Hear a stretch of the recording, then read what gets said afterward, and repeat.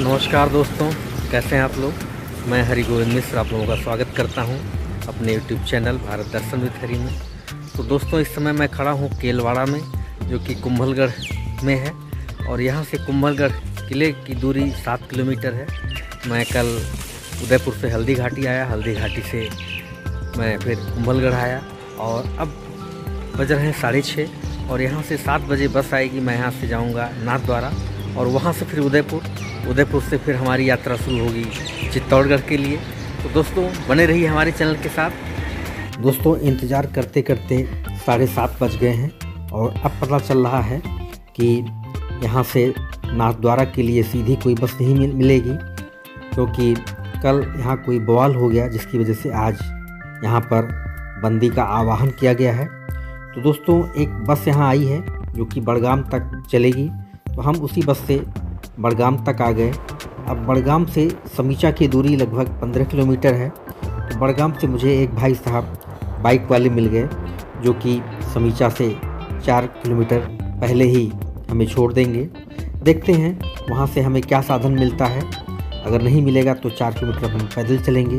दोस्तों, ये खूबसूरत रास्ते हैं। बड़गाम से समीचा की तरफ हम चल रहे हैं। भाई साहब हमें मिले हैं और ये देखिए खूबसूरत जंगल।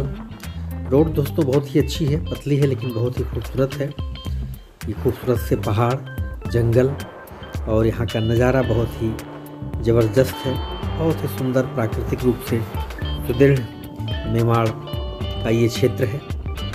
हम लोग की यात्रा दोस्तों कुंभलगढ़ से नाथद्वारा के लिए हो रही है और हम यहाँ से पहले समीचा जाएंगे, वहाँ से दूसरी बस नाथद्वारा के लिए मिलेगी। दोस्तों, हम चल रहे हैं समीचा की तरफ। आज कुंभलगढ़ में कोई रैली है तो सारे साधन बंद हैं।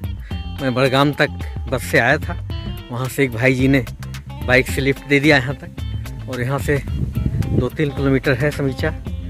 ये रास्ते में देखिए एक जल स्रोत दिखाई दिया हमें। ये थोड़ी छोटी सी झील टाइप का है और सामने देखिए पहाड़ है, झील जैसा यहाँ दिखाई दे रहा है। हमें लगता है कि बारिश का पानी यहाँ इकट्ठा हो जाता है और यहाँ के लोग इसका इस्तेमाल करते हैं। दोस्तों, अब हम पहुँच चुके हैं नाथद्वारा और बस ने हमें यहाँ उतार दिया है। ये सामने देखिए ये 2 टावर जैसा दिखाई दे रहा है नाथद्वारा में। अब यहाँ से चलते हैं, हम श्रीनाथ जी का दर्शन करेंगे। उसके बाद फिर यहाँ से उदयपुर चलेंगे। श्रीनाथ जी मंदिर जाने का रास्ता। तो हम पहुँच चुके हैं श्रीनाथ जी मंदिर नाथद्वारा और अब चल रहे हैं भगवान जी का दर्शन करेंगे। बहुत इच्छा है भक्त और भगवान की दर्शन की। तरफ दुकानें बनी हुई हैं और जैसा कि हर मंदिर पास होता है और आगे भगवान जी का मंदिर है। ये खाने पीने की दुकानें, इधर शरबत की दुकानें, होटल, ये सब श्रीनाथ जी मंदिर। दोस्तों, यहाँ श्रीनाथ जी का मंदिर एक हवेली नुमा महल में बना हुआ है। ये देखिए उस हवेली का गेट है और दोस्तों इसके पीछे एक बहुत प्राचीन कहानी है। उस कहानी का भी हम जिक्र करेंगे, लेकिन पहले चलिए दर्शन करते हैं। ये देखिए दोस्तों, यहाँ जो प्रसाद मिलता है वो है जो श्रीनाथ जी को चढ़ता है और यहाँ पर अगल बगल काफ़ी प्रसाद की दुकानें हैं। दोस्तों, मैंने श्रीनाथ जी का दर्शन कर लिया और अब हम आज आ गए हैं नाथद्वारा बस स्टैंड पर। ये वहाँ लगी समय सारणी है। दोस्तों, यहाँ से अब हम चलेंगे उदयपुर के लिए और देखते हैं उदयपुर के लिए कोई डायरेक्ट बस मिल जाए। दोस्तों, अभी हम बात कर रहे थे उस कहानी की जो कि श्रीनाथ जी के यहाँ आने के बारे में है। तो इतिहास में ऐसा बताया जाता है कि श्रीनाथ जी का मंदिर पहले मथुरा में हुआ करता था, लेकिन 17वीं 18वीं शताब्दी में जब औरंगजेब तमाम हिंदू मंदिरों को तोड़ने लगा, अपने सैनिकों को तोड़ने का आदेश देने लगा, तो जो वहाँ के वल्लभाचार्य जी थे मंदिर के, उन्होंने श्रीनाथ जी की इस मूर्ति को मंदिर से निकाल लिया और एक बैलगाड़ी पर रख करके इसको वहाँ से बाहर ले आए।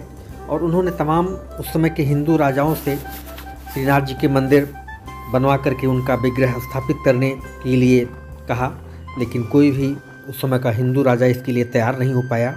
अंत में मेवाड़ में जय सिंह थे, राणा जय सिंह, उन्होंने वल्लभाचार्य जी ने राणा जय सिंह से कहा और वो सहर्ष इसके लिए तैयार हो गए।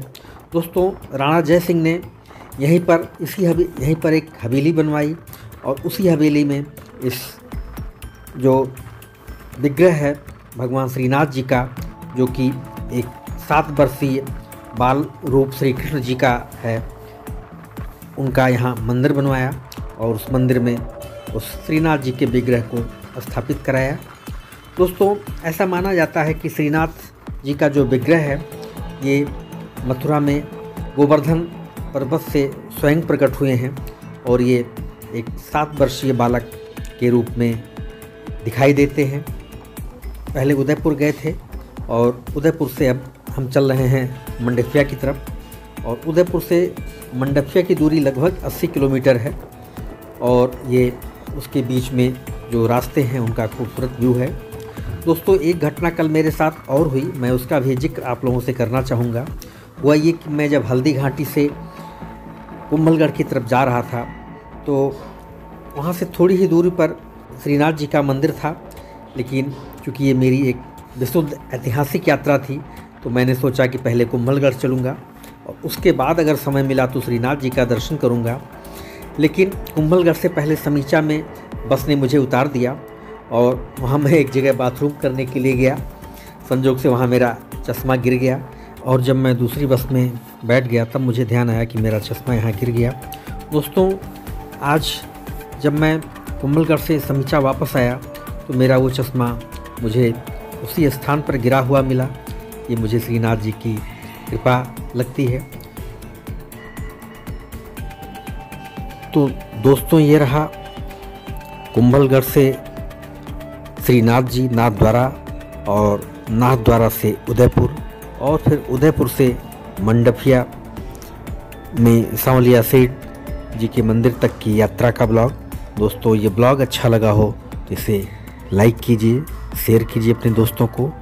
चलिए दोस्तों, इस ब्लॉग को एंड करते हैं, मिलते हैं फिर सांवलिया सेठ जी के मंदिर के ब्लॉग में। तब तक के लिए नमस्कार, जय श्री राम, जय हिंद।